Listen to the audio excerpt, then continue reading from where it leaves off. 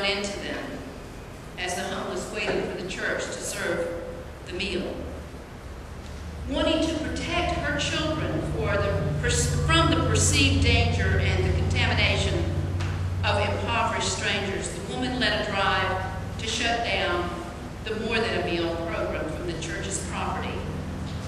And in good faith, the priest tried shifting the program to a different time where the children would not likely come in contact with the homeless. But these efforts went to unsatisfy the woman and the angry parent group that had been organized by her, who were then insisting that not only the program be shut down once and for all, but made a decision that perhaps they should look at removing the leadership of the church. Even when the board had heard that, they would not give in to the decision, to their pressures, or give in to the group to rid the church of the program to feed the hungry. The church eventually split over the conflict, and the resulting tension spilled over into the community and into the front page of the local newspapers. The source of the conflict, the woman who wanted the best for her children, has since moved away from the area, taking her children with her and into a part of the town that she can feel safe that the children will not be exposed to those who were homeless. But the whole ordeal left destruction in the wake of this conflict. It has slowly mended, but the sense of unity and trust in the community has not yet been restored. I wondered what sort of impact this had on her children. The anger that she had and the indignation that they must have experienced her holding. Is it possible that her anger at the church and its leaders had a more toxic effect on their young lives than any non-organic or unwashed food that they ate? Jesus says it is not what enters into the body that's the problem. It is what that comes out that defiles the person, comes out of the heart or the mouth.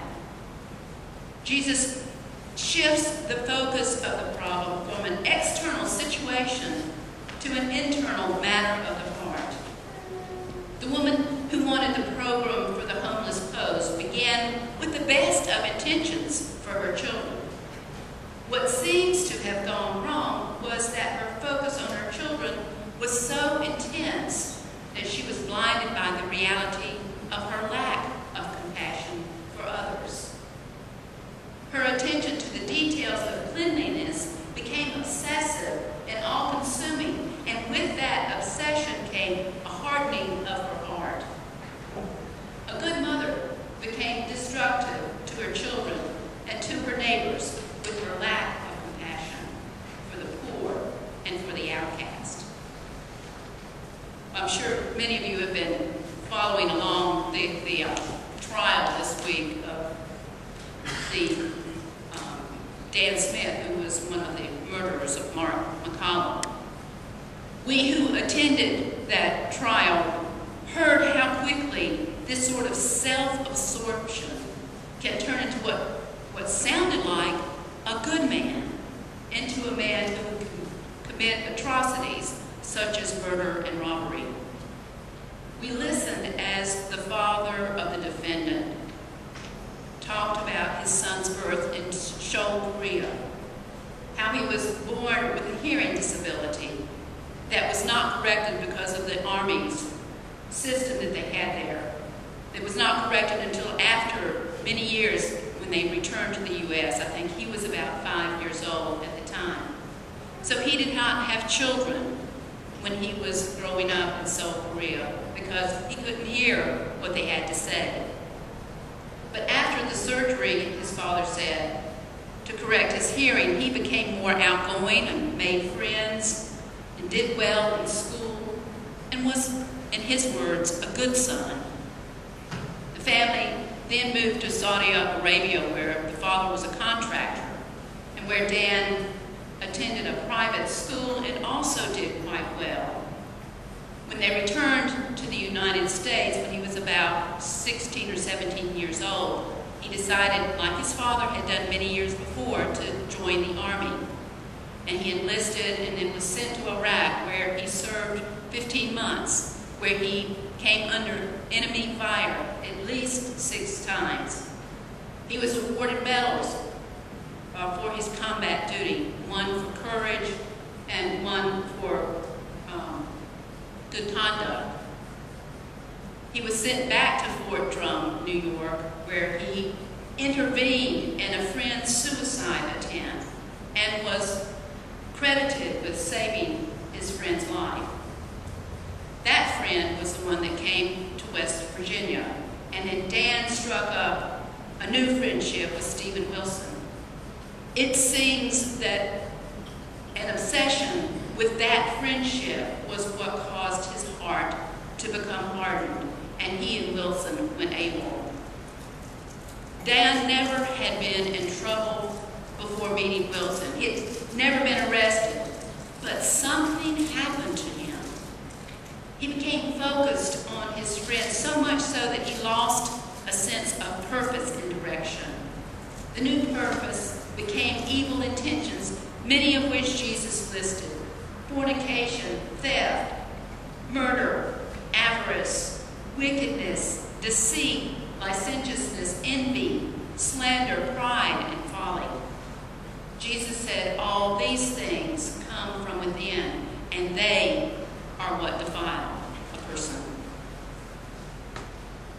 Smith and Wilson had a conversation that morning with Mark McCollum, the morning of his murder, and they described Mark, in their words, as a friendly and outgoing, nice guy. They had a chat with him about their guns, Mark showing interest in theirs, and then them showing interest in Mark's. And then they retreated, and they had a conversation in which they decided that they would take Mark's guns and his wallet and his life. And it was Dan who gave the order to Smith to shoot. It is not what goes into the mouth that defiles, it is what comes out. And it doesn't take long for evil to enter into someone's heart and take hold where there was once goodness. Within a course of 1 year, Dan had saved one man's life, and he had taken another man's. None of us is immune to the lure of evil, for even Jesus in his full humanity was tempted by evil. Jesus had an amazing ability to resist and root out evil. His lessons serve to assist us in living a life likewise. Jesus suggests that we keep ourselves pure, not by washing our hands, but by washing our hearts with the love of God. This is the path to compassion and mercy and kindness. And being a part of a faith community helps support us as we practice our rituals of religion, and helps us to keep our hearts longing for God through the practice of keeping Sabbath, charitable giving, private and public prayer, works of service such as the food pantry, and serving on committees in session, and practicing hospitality and forgiveness. Acts of charity bring us closer to one another and closer to God, like that lover in the Song of Songs, who is always peering through the lattice work.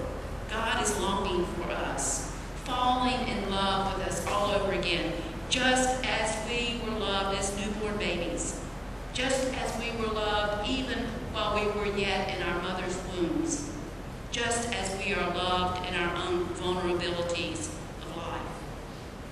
We are reminded of this never-ending love at our baptisms, at our confirmations, and each time we gather to worship with our hearts open to God's will for each of us, to do mercy, to love kindness, and to walk humbly with our God.